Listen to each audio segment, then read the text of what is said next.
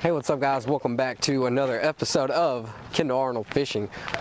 We just had a ton of rain, like a ton of rain, and the lake is completely blown out. So I'm out here today with the one, the only, carp master himself, Wes. You might have seen him on my catch and cook video. I think that's the only video we've actually done together.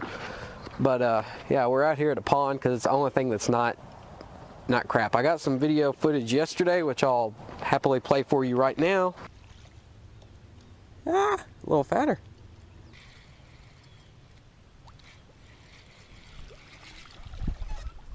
That's a little better one. Oh, he's big.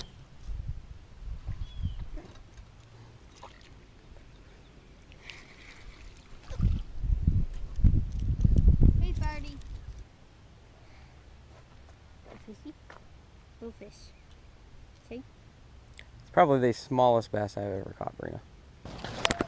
So yeah, that was yesterday. Today's a new day. The water's a lot darker, but I'm still gonna go with the jerkbait. Let's see what happens. Wes, what are you fishing with? I kind of cheated, put a bullet weight on a damn weightless worm. All right, so he's going the Texas rig route. Let's strap you guys in and see what happens here. See if we can catch one on the dreaded first cast. Usually that's a bad thing, but we're gonna see if we can do it. Jerkbait's pretty good.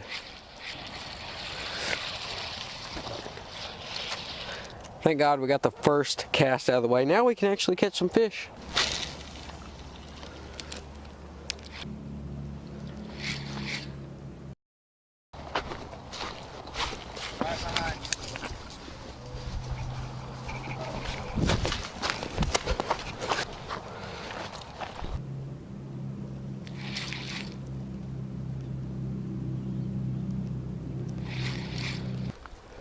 Wes is hooked up with the first one of the day, and you can probably see there's a little something in his throat right there. Let's see if we can pull that out. I want to pull that out one way or another. Hang on a minute. I got just the thing for that. Oh, my fucking pliers. And of course, He ate a baby bass. he ate a baby bass. And that's what's up.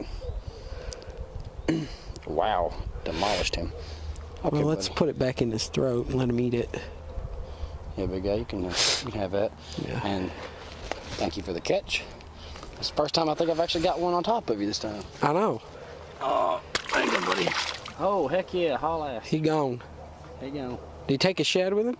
I don't know. One of the coolest videos I actually have on my YouTube is a frog, and it was hanging out of the fish's mouth, and as he swam off, you saw it disappear. I think I've still got the footage. I hope I do. I'd like to include it in this video. But that's pretty cool. So that gives us an idea. They're eating something that looks like a bass. And that was probably within the last 4 or 5 hours. It's progressively getting darker, and I'm fishing the Mela 2 on a spinning rod. Well, I mean, it's a spinning reel, so yeah, it's on a spinning rod. But it's 6-pound line, and I've got a Texas rig, which in my eyes is a recipe for disaster.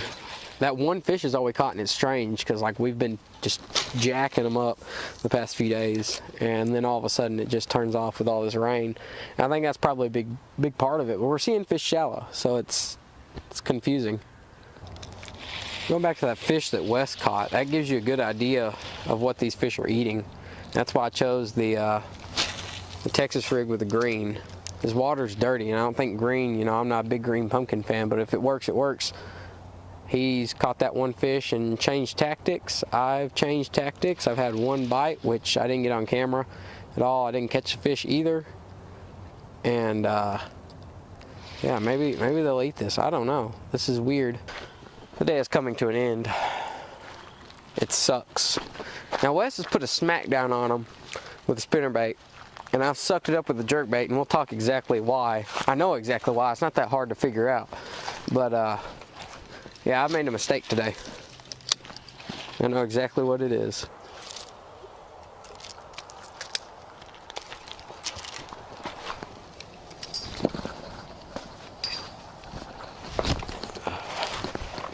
So let's talk about what we saw today. First of all, I was throwing jerkbait, Wes is throwing a spinnerbait, and he absolutely annihilated it. And there's a couple different reasons I think that happened like that. Number one, you don't really want to fish a jerkbait in muddy water or really stained water. There's some variations of a color that you can get by with, like a chartreuse color, and catch them in water like that. But really right now you want that chartreuse color, not a clear blue color or white color like this. Doesn't really show a lot. It's got some flash to it, but it's nothing like the flash that his spinnerbait had. That spinnerbait was chartreuse with a bronze blade, I think is what it is, like the browner one. Bronze, yeah, you know what I'm talking about. But it shows up really well in darker water like we were faced with today. So that was perfect. The other thing is, along with this really bad storm that we had last night, that the air temperature dropped off a lot, a good bit, and we've had really warm temperatures the past week or two. So those fish were up shallow, getting ready to do their thing, whatever. You know, the spawn isn't too far away, especially in a pond like this. It ain't that far away. And with this cold front that we had come through last night, it went from 70-something degrees down to 50. So these fish, you know, they were shallow already. They stayed shallow. He caught his fish uber shallow, like extremely shallow. So yeah, foot and a half. Yeah, about a foot and a half deep. So I think those fish just came in and they stayed down, and they stayed where, you know, they felt comfortable at until it warms back up. And that'll just be a week or so, or not even a week, it'll be just a few days away.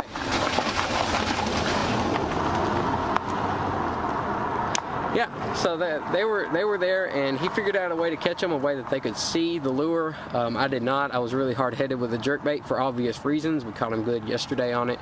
So that's a big thing. Color does matter, especially in muddy water, or at least very stained water. I want to thank you guys for watching this episode of Ken Arnold Fishing. Boy Wes, the camera can actually see you way over there too. Oh, no kidding. Yeah. Oh, well, I'm just standing there all the time. Yeah. Before we even finish this video, honestly, I wanted y'all's guys' input, like, you know, on his channel, comment. I'm thinking about starting my own as far as bow fishing goes. I mean, anytime you've seen me, 9 times out of 10 in his videos, I've got a bow in my hand. And true. It's something I'm very passionate about, something I feel good about. I wanted y'all's input. I wanted to know if y'all'd like to learn more about bow fishing, you know, and every time I go, I learn something new. It's a lot of fun. You can make it a cheap hobby, but most time, not happening.